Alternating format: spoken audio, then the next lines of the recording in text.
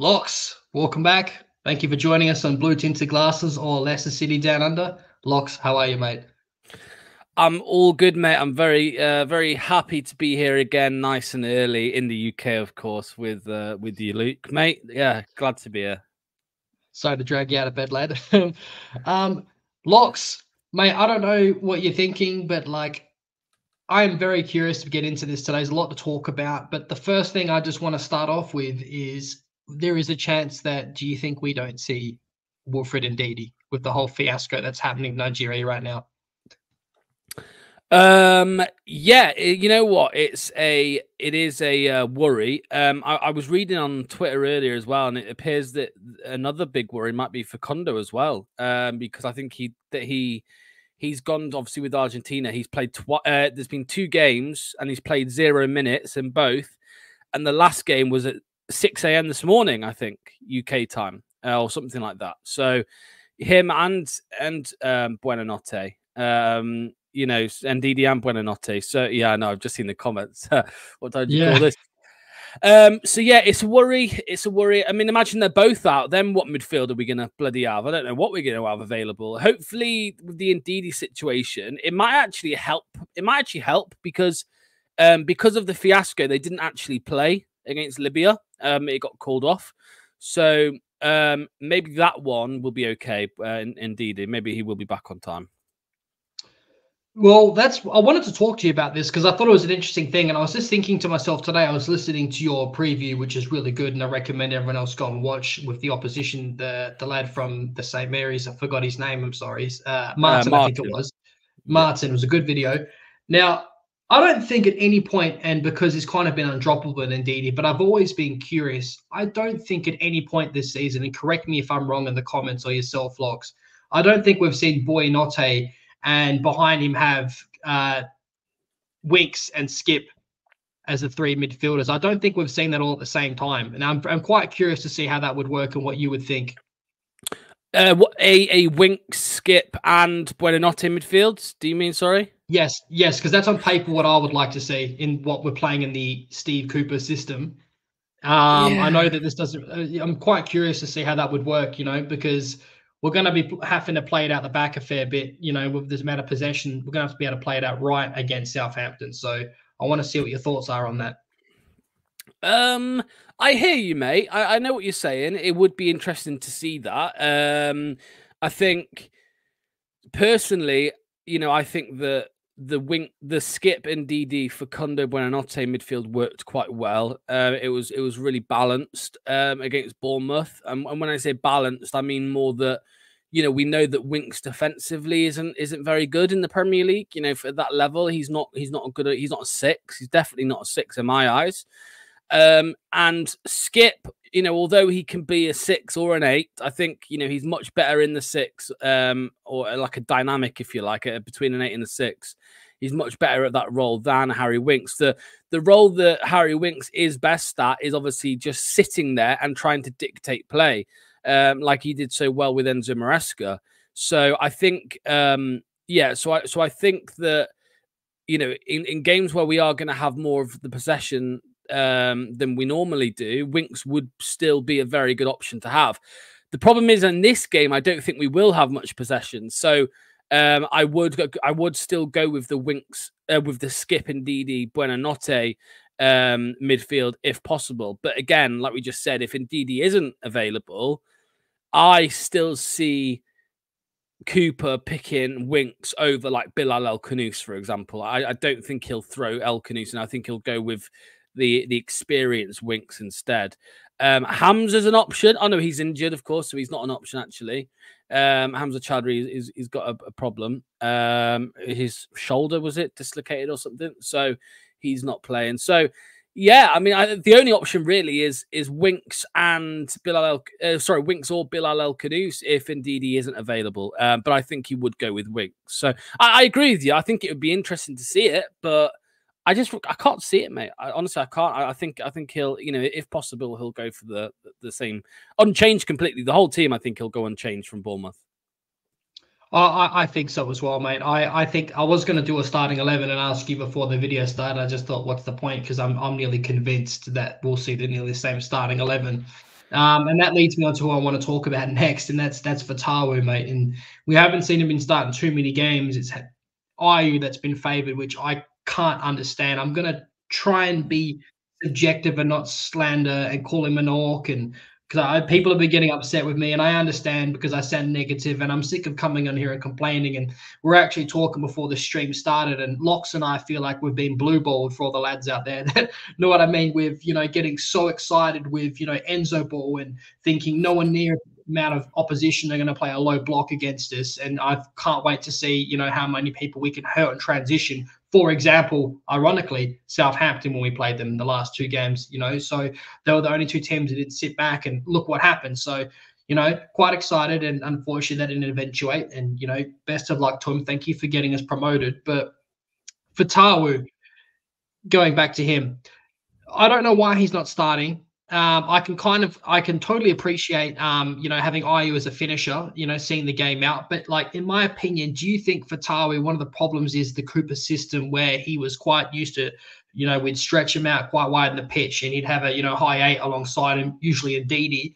He was able to play a lot of 1-2s off. And he, when we attack in threes now instead of fives, do you think that our wingers are quite isolated, particularly Fatawu?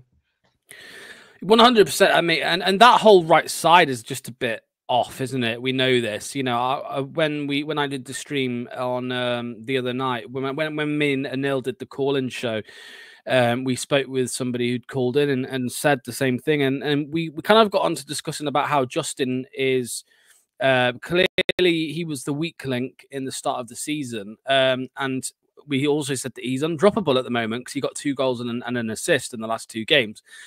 But maybe Justin isn't the problem. Maybe it is just the system. Maybe it is just the system that exploits him in particular, that position, because most of the time it is 2v1, right? Down that right-hand side, which is, it doesn't matter if you're James Justin or Ricardo Pierrera, unless you're Dani Alves, you're going to struggle there. And Dani Alves, 10 years ago, not Dani Alves now in prison. So, it's a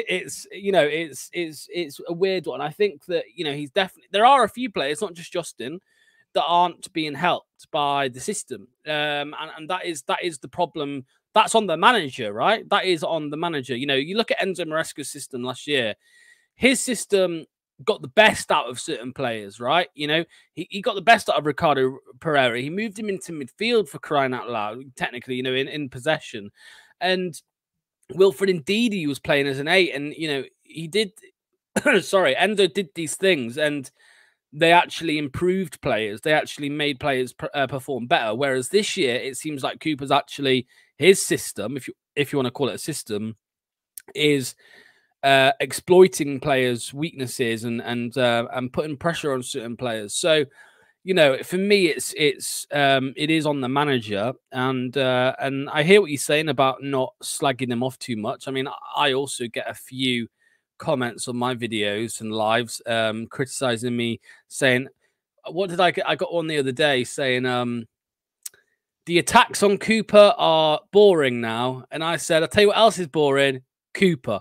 So there we go. So it's one of them. Look, I think when you're in the public eye, you expect some form of criticism, some level of criticism.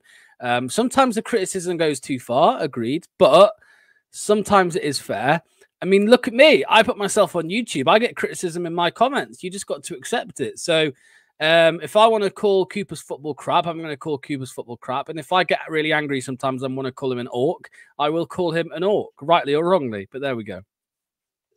I'm with you, mate. Like, yeah, we have copped some flack, and I understand. We don't want to be negative, but look, just so people know that, like, when we are bantering and slandering him, whatever you want to call it, it's more so to get a rise out of each other. Like, I'm trying to get a laugh out of you, and you're trying to get a laugh out of me. And unfortunately, people don't like that. But like, hey, it's not everyone's cup of tea. I'm just going to quickly get into the comments and then touch upon what he just said. Doug, how are you, mate? Thank you for tuning in. Amar, Cooper's not going to change the team unless he's forced to. Props feels he's found the winning formula. That's a scary comment. Okay, this is what I wanted to bring up. He brought Ayew and Dakova Reed for that Premier League resilience, so he's going to play the most games. Now, that's what worries me, because I can understand that as a finisher, not as a starter, because therefore I think that is to the detriment of our team, which is why apparently Cooper was brought in to work with youth. Again, this goes back, we were talking about this the other day about being too negative of Cooper. All roads lead back to some kind of negative feedback with Cooper, and not knowing what his style and system even is. Like Neil came out the other day for Fox's sake, check him out, and he was saying, I'm going to do a video soon breaking down Cooper's style. He's probably still scratching his head trying to figure out what it is. The video is probably never coming out. Shout out to you, Neil. I hope you heard that. Quickly, one more here. And yeah, a lot of fun. Someone about Maresca. Okay. Yeah. All right. Locks. Going on to moving on with Cooper. I'm still confused, but you're saying about that right-hand side, it is there to be exploited. And this also leads me into what I want to talk to you about. We spoke about this about 3 or 4 weeks ago, and you said you still want him to start. But Victor Christensen, if I had to pick one player from our starting 11 I think needs to be dropped, it's Victor Christensen. Now, it's been pointed out by Anil and a few Southampton fans, and I rate him as well, that Dibbling is going to be a scary person to come up against Christensen. Christensen struggles other than the few odd crosses that he puts in off his left foot in a game. He can't play a ball forward on the ground. I think it's quite alarming. He can't play it out the back. I think he's had the better of him from his opposition, for a lot. I know there were big lads like Traore and Semenyo are big lads to come up against, but how do you think, do you think that we've all been screaming for ages, put JJ on the left, put Pierrera on the right? It's now the oldest conversation. I'm sick of having it. But if there was one player to be dropped, I think would be Christensen, obviously, for JJ, and have Fatawu starting instead of IU. Yeah, I think you're right. Look, I do really like Victor Christensen in terms of his energy and passion. I think he is, I don't want to call him a passion merchant, because I do think he has some ability. But, even the year we got relegated, I think he was really good. I know he was a bit shaky. He was still settling in, but I was really impressed by him. And I was actually really gutted that he left to go to Bologna on loan last season. But it was for the best, because Enzo wanted a left back that could play inverted as a centre back. And he doesn't really suit that, So, but yeah, I've got a hair in my mouth. Sorry, mate. You're making me feel like I got hair in my mouth. Yeah, sorry, mate. But I like him still. But yeah, you're right. Justin, like I said, is undroppable at the moment. So maybe you could move him to the left, because apparently he does prefer playing at left back, and put Ricardo in at right back. But if I'm completely honest with you, mate, I can't see it happening. I don't think Ricardo will play still. I think he'll still be out of the team. Cooper's clearly got a problem with him. Maybe Ricardo's an Enzo fanboy. It did seem that way. And if that's the case, maybe that's why Cooper doesn't like him. So I do see it being Justin on the right and Christensen on the left for the foreseeable future, unless there's some kind of injury to one of them. But yeah, I agree with you, mate. I think, yes, Christensen's got like the second most crosses into the box. I think that's the statistic at the moment in the whole of the Premier League, or outside the top 6 maybe. But the thing I hate the most about the left side is him and Mavididi. They don't work well together in my eyes. And we know that Mavididi and James Justin can, because we saw it, at parts last season. So, whoa, Costa, chill, man. Yeah. But not this early anyway. Maybe later. But no, I'm joking. But yeah, so it's an interesting one. It'll be interesting to see what happens in the future. It'll be interesting to see what happens in the future with JJ, Christensen, all of that stuff on the left. Yeah, and it all comes down to, is it a system issue? Like Wink's not working. We talk about Cooper. Like, is it like Wink's not working, Fatawu not being started? There's a lot of problems, and I agree with everything you said. I liked him a lot in the relegation season, Christensen, and I was quite, enthusiastic to see how he would do. I even said, I think I've got receipts. I'd love to see how he would go under Enzo if he comes back from Bologna. But is there getting in each other's way a system issue? Or is it just those two don't work? And what's interesting is that. Oh, it is. I agree. And what's funny is, like, we look at the last game we just had against Bournemouth, right, where we looked good for the first time in that first half only, yet to see a 4-minute performance. But that first half, we got a lot further up the pitch. We looked like we're playing in a back 3. a lot of the time in possession, which was interesting. So we did see Christensen playing a back three. And we have in sporadic spurts of games, but not, a full 90-minute performance. Obviously, we're not going to have the ball the whole time, but you know what I mean. But do you think, like, let's try and be subjective about, like, I'm going to try not to slag him off again, but honestly, like, seriously, why do you think Ricardo Pereira is not playing? He's not just playing, he's been frozen out. Honestly, try and think of it like from a logical reason, like, which is difficult. Not 1 minute.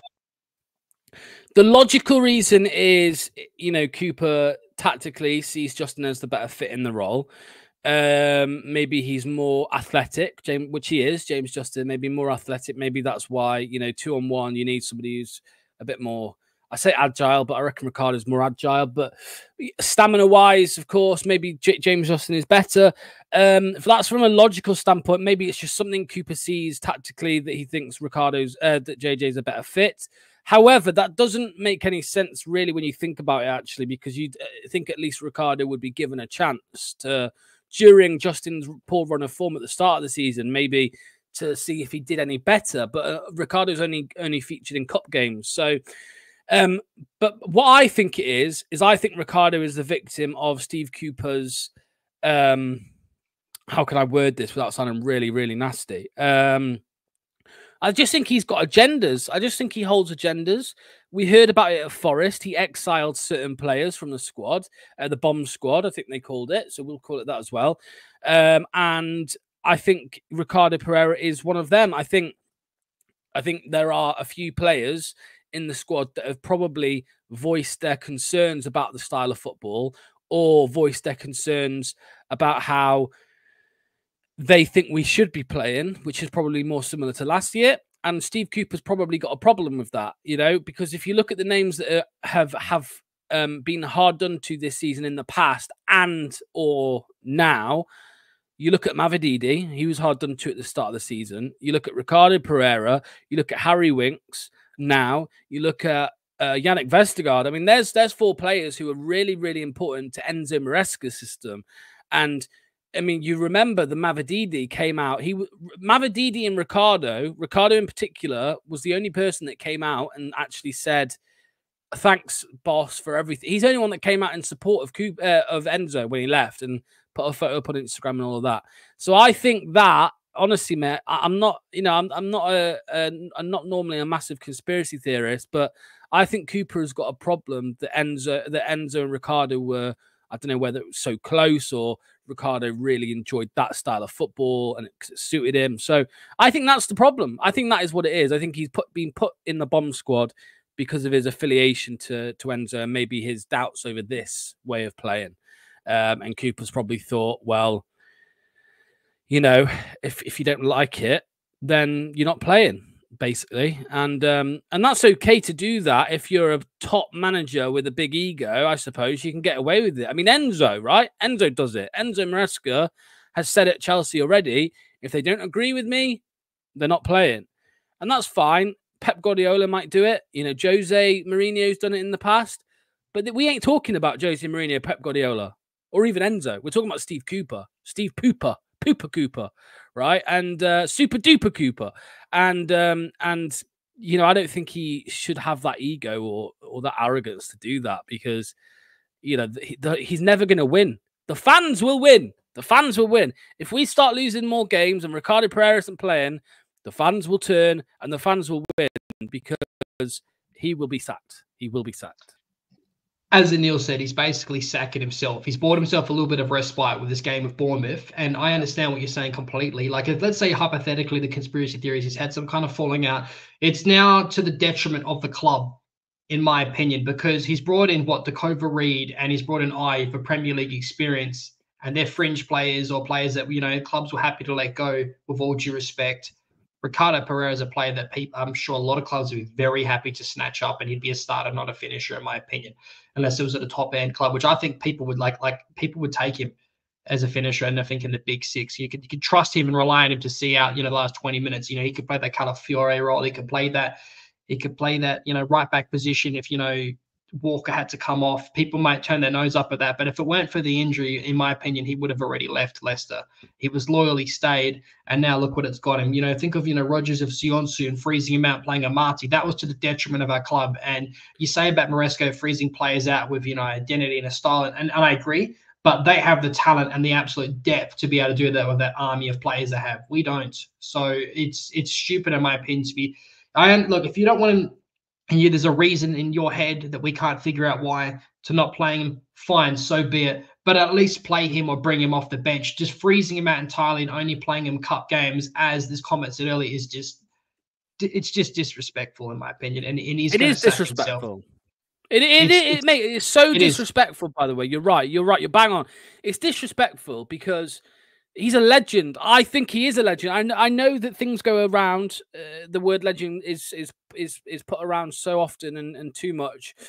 But I think Ricardo Pierrera is actually a legend of this era, because if you look at the previous era, you'd say Vardy, you'd say Schmeichel, you'd say Morgan, and maybe Albrighton, right? They're the legends. They're the true legends. I know you could say Mahrez, but for me, he abandoned us. He jumped ship, so I'm not including Mahrez in that legend status. However, I think Ricardo Pierrera is a legend. He's been here since 2018. We stuck by him when he had his ACL. We stuck by him, and we tried to get him back in the team when he was back. And then when we got relegated again, he could have left even with his injury. Someone would have taken him. Porto might have taken him back. Someone would have taken him back, but he stayed for a year and helped us get promoted again. And then you have, I'm sorry to say this, you have this orc come into this football club and just say, yeah, I watched every game last season, so I know all about this squad, and then drop him and then refuse to play him again, right? Until 2 cup games against League 2 teams. That is disrespect. That is disrespect. Big time.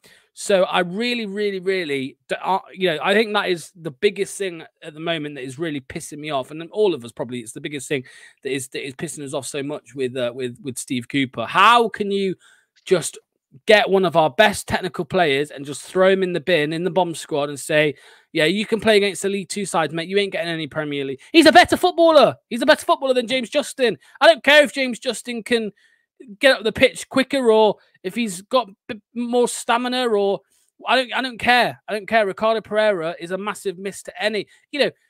Imagine Ricardo Pierrera got injured now, last season for like 3 months. We would miss him so much, right? We would miss him so much, and we'd be really upset about that. And now 6 months later, it's okay because Cooper's there and he prefers Justin. Get lost, mate. He's an orc. He's an orc. Get lost. He's an orc. That's it. We're back on the hate wagon. You mentioned earlier all the most pivotal players for us last season, obviously different system, and a lot of them are frozen out. Wink's not working to the system. Now, Jannik Vestergaard, you mentioned earlier. Now, this is an interesting one. So he just played in the back 3, how we played last season. He was the builder. He played out from the back. The last time we saw him play, his passes were a bit skew-if. Is that positioning? Is it, again, the Cooper system?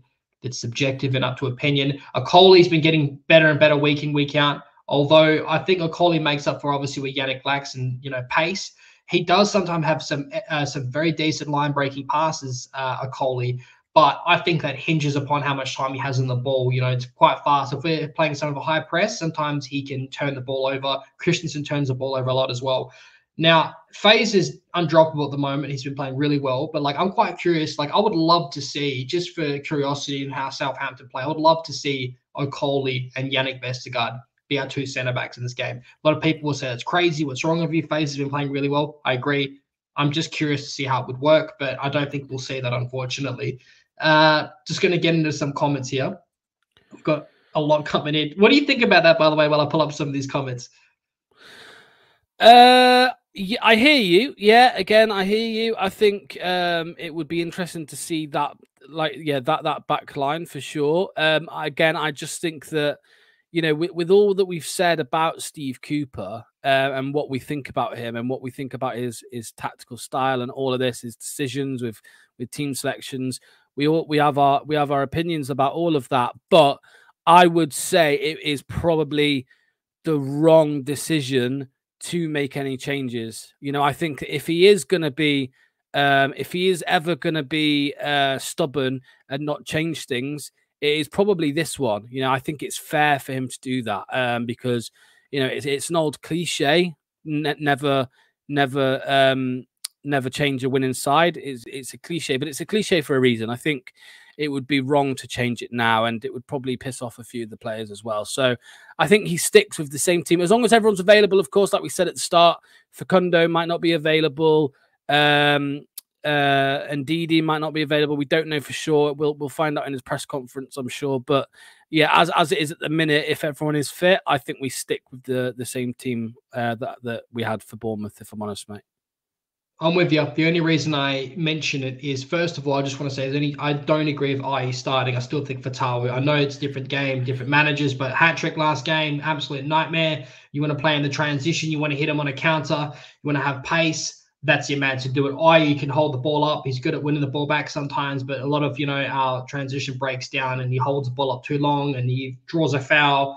And then, the ref has the whistle. Southampton have time to get back into shape and get rid of the defend with us in the ball. So I would still prefer to have the tower, but I agree with what you're saying. The reason why I mentioned Jannik Vestergaard is because if they're going to be playing a lot of possession-based football, a lot of it is the two centre-backs passing back to each other.